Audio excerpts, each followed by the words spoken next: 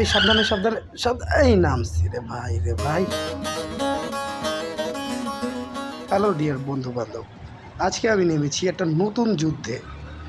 আজকে আমি গাড়ির ট্যাঙ্কিতে ফুল তেল লোড করব। সো দেখি কোথায় পাওয়া যায় পাম্পের যে অবস্থা। ঢাকা শহরে আসলে সবসময় একটা তেলের জন্য সিরিয়াল লেগেই থাকে। যাই হোক, এই তেল সংকট আসার পরে এটা আরও বেশি বেড়ে গেছে।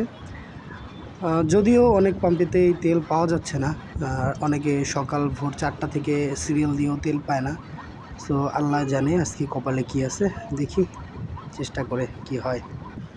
ভাই রে ভাই, কি যে একটা অবস্থা! এই জায়গায় 2টা পাম্প, কিন্তু একটা পাম্পেও তেল নাই। আর দ্বিতীয় পাম্পটায় তেল আসবে নাকি বিকাল 3টায়।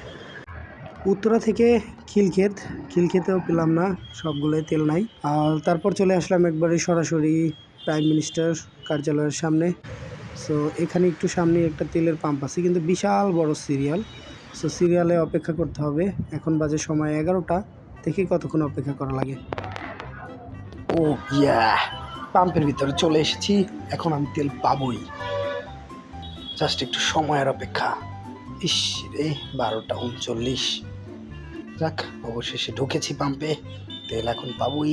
আর মাত্র একজনের পর অপেক্ষার প্রহর শেষ হওয়ার পালা আমার। দেখি, ভাই দেন না কে, তাড়াতাড়ি, আর ধৈর্য গুলায় না। আরে পাইছি রে, ফুল ফুল ফুল ফুল।